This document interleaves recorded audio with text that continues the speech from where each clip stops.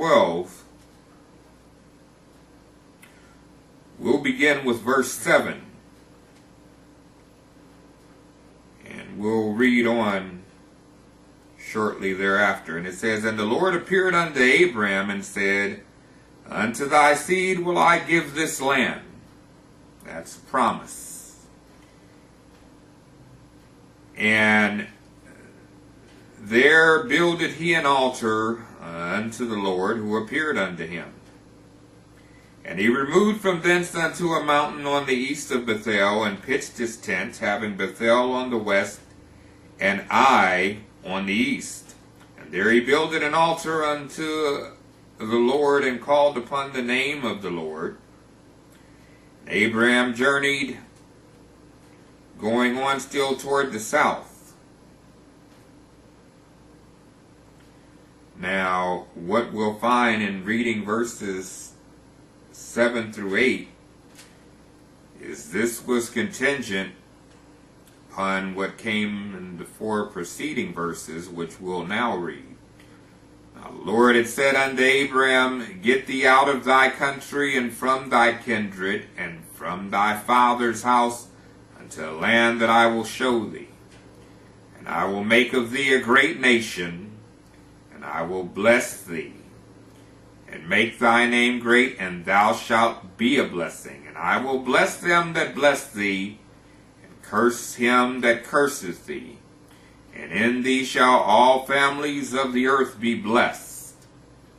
So Abram departed, as the Lord had spoken unto him, and Lot went with him. And Abram was 70 and 5 years old when he departed out of Haran. And Abram took Sarai his wife, and Lot his brother's son, and all their substance that they had gathered, and the souls that they had gotten in Haran, and they went forth to go into the land of Canaan. And into the land of Canaan they came. And Abram passed through the land unto the place of Sychem, unto the plain of Moreh, and the Canaanite was then in the land. And then it follows on with verse 7, which we had read previously. What we find here is that God appeared unto Abram. Shortly thereafter, Abraham departed out of the land of Haran, as God had commanded him, that he might walk in the promise that was made to him. Chapter 12 is the first delineation of any sort. We have a promise being made to Abraham. Who was Abraham at that time? Same person. It says he was 75 years old when he began to walk in that promise and departed out of Haran. We then take Abraham from the time that he was 75, and we trust that our audience are those who are somewhat versed in Scripture and understand that Abraham lived to be 175. At the age of 100, he had a son of promise whom would be called Isaac.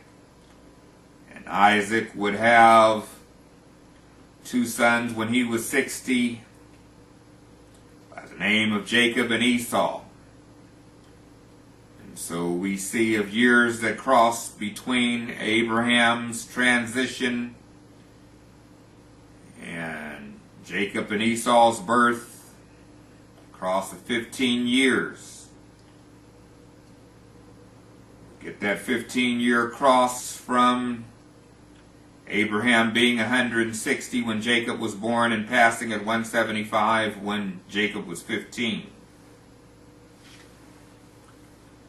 Looking at pre-Egyptian years of the sojourn, I think it imperative to review a few scriptures. We can gain some understanding.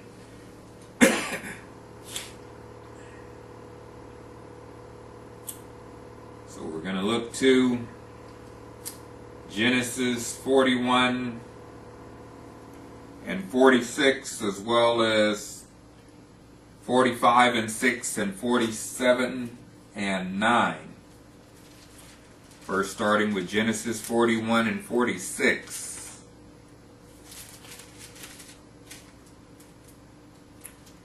(41 and 46) says, "And Joseph was 30 years old when he stood before Pharaoh, king of Egypt, and Joseph went out from the presence of Pharaoh and went throughout all the land of Egypt."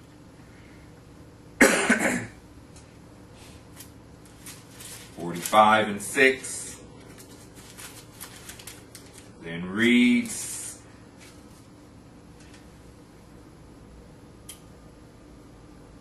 "For these 2 years hath the famine been in the land, and yet there are 5 years in which there shall neither be earing nor harvest." We'll put these verses together after we read that last text from Genesis 47 and 9.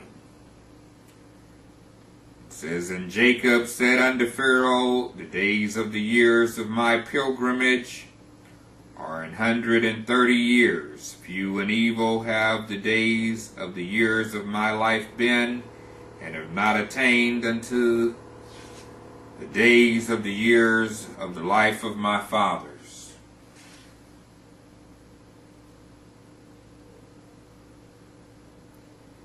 The days of their pilgrimage. So what we find is that when Jacob entered into the land, he was 130. Entering into the land of Egypt. And we also find that his son Joseph was 30 years when he spake unto Pharaoh. 7 plenteous years began, and then he had gotten 2 years into the famine when Israel came in. For Jacob, Israel, same person, came in to sojourn. So we find that when Jacob was 130, Joseph was 39. We also find is that within a 7-year time frame from the time that Jacob married Leah till the time that the 11 sons were born, and Dinah, because Benjamin was born after they departed from the land of Haran when he sojourned with his mother's family, immediate family. What we find is that Jacob was 91 years old when Joseph was born unto him, and the 7 years prior to that included the births of all the other patriarchs except for Benjamin. And that means that they, at most, if Joseph was 39 when they entered the land, Reuben would have been at most 46. Find this to be important because with Levi being the third son, assuming 9 months of pregnancy, we would then find 27 months or 2 years, and then Joseph being born in the 7th, meaning Levi and Joseph would be 5 years apart. So if Joseph was 39, within a matter of months, we would find Levi to be 44. You'll see why this is imperative in just a moment. But we want to make sure that we have some clarification into the accuracy of the children of Israel. Because what we found is that if Abraham lived to be 175 and the promise was given to him initially at 75, we would count 100 years of his life. Then Jacob entered into the land of Egypt at 130, with 15 of his years crossed with Abraham's years. We would take 115 years of Jacob's life, 100 years of Abraham's life, and we would have 215 years pre-Egyptian sojourn years. So if we had 430, according to Paul, from the giving of the promise unto the dissemination of the law, which would come at 430 years, we would take the 430, subtract those 215 years of pre-Egyptian years. That's where we come up with 215 years in the land of Egypt. We then have 215 years in the land of Egypt. And Exodus chapter 1 gives us some feedback that we'll look at shortly. But if we have 215 years, it's hard to have a 430-year sojourn, and it's hard to be oppressed and afflicted for 400 years when you've only sojourned in a nation 215 years. I think that very clearly and vehemently proves beyond any shadow of doubt that the 400-year promise in Genesis 15 was not applicable to Israel's sojourn in Egypt. But what you'll find is that from verse 16, the mention of the 4 generations was applicable to Israel's sojourn. So what we find in Genesis chapter 15 is there was actually 2 promises made.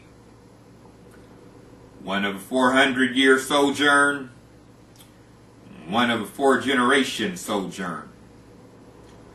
These are not the same sojourns. These are not the same time periods.